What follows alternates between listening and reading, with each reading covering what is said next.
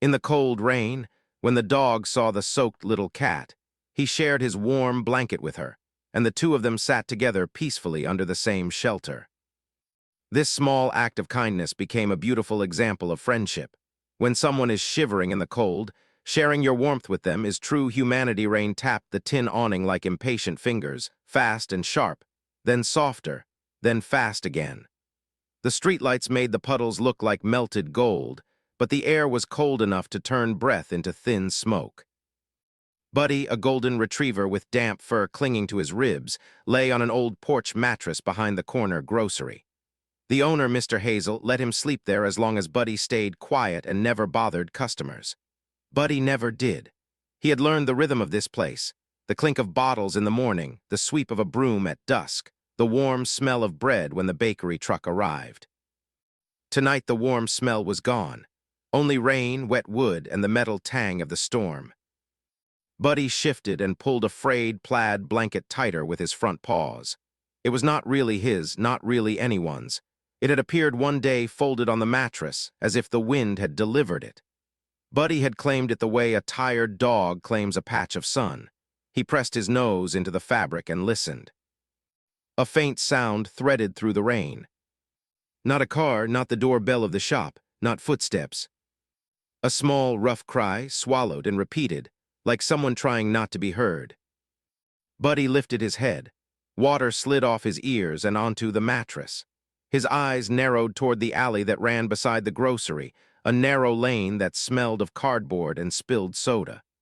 Most nights, it was empty except for the slow movement of cats that knew how to stay invisible. Buddy did not growl, he did not bark. He simply stood, careful and quiet, and stepped to the edge of the awning.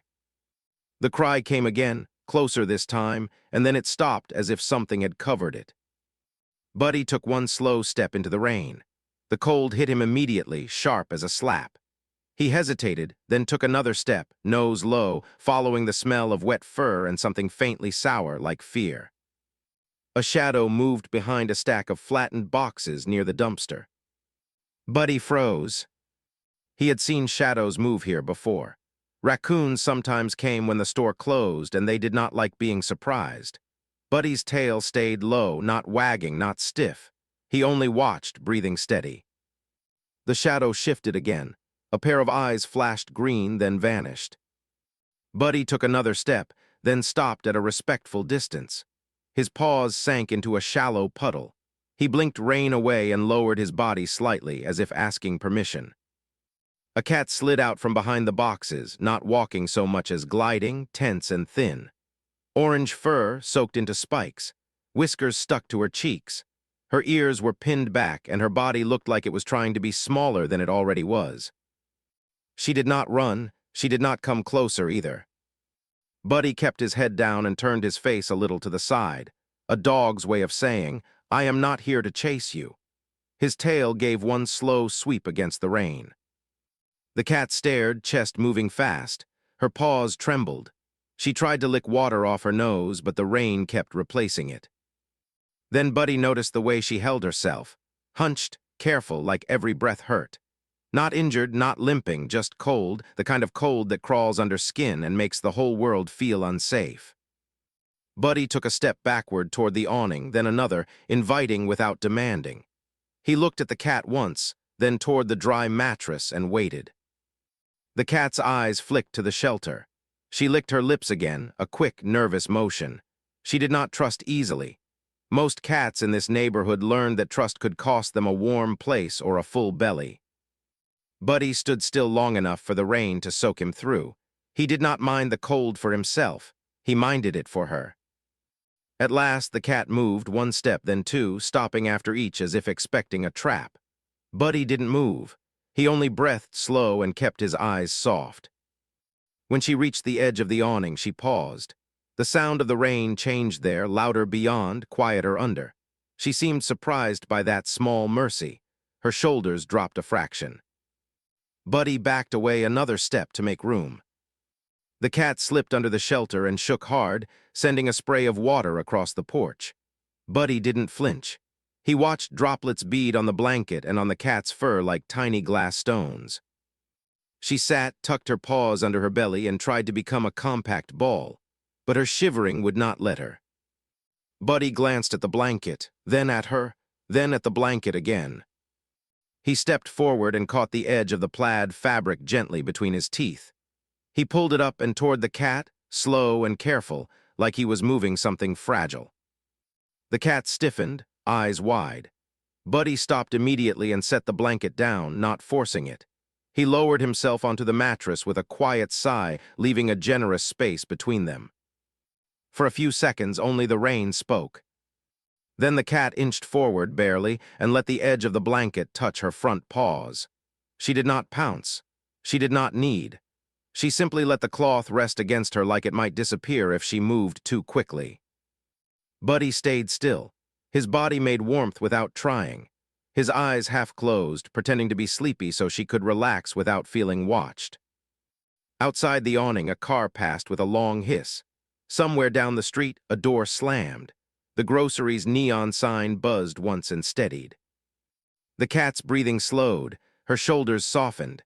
She pulled the blanket closer with one paw, then stopped, as if shocked by her own courage. She looked at Buddy. Buddy did not look back right away. He stared at the rain, calm, as if sharing the blanket was the most normal thing in the world. The cat made a small sound, not quite a meow, more like a question she did not want answered. Buddy finally turned his head and blinked slowly. The cat blinked once in return, reluctant but real. She tucked herself under the edge of the plaid and pressed her side against the warm spot the blanket held. Her shivering eased from hard tremors to little quivers, then to almost nothing. Buddy's tail thumped once, quiet against the mattress. Mr. Hazel's back door opened with a creak. A rectangle of yellow light spilled out onto the wet ground. Buddy lifted his head, alert but not alarmed. Mr. Hazel stepped out, holding a trash bag in one hand and a small flashlight in the other. His boots squelched in the puddles. He swung the flashlight beam lazily across the alley, checking for trouble. The beam reached the awning. It caught Buddy's golden face, then slid lower and stopped. Mr. Hazel froze. His hand tightened around the bag. Under Buddy's blanket, a pair of green eyes stared back. Buddy's body went still, but he didn't move away. He leaned subtly toward the cat, like a shield made of fur and patience. Mr. Hazel's mouth opened as if to speak, but no sound came. He took one slow step closer. The cat's ears flattened again. Her muscles gathered, ready to bolt. Buddy did not bark. He only placed one paw on the edge of the blanket, gently pinning it in place so it wouldn't slip off her as she moved. Mr. Hazel lifted the flashlight a little higher. The beam trembled. And then Buddy noticed something that made his stomach tighten. Around the cat's neck, half hidden in wet fur, was a thin collar with a tiny metal tag that glinted in the light. The tag had a shape, not just a name plate. It looked like a small key. Mr. Hazel took another step toward them, and the cat's eyes widened as if she recognized him. Buddy's head turned sharply, watching both the man and the cat at once. The rain grew louder, as if the whole night leaned in to listen. Mr. Hazel whispered, so quietly it almost vanished under the storm. "Where did you come from, sweetheart?"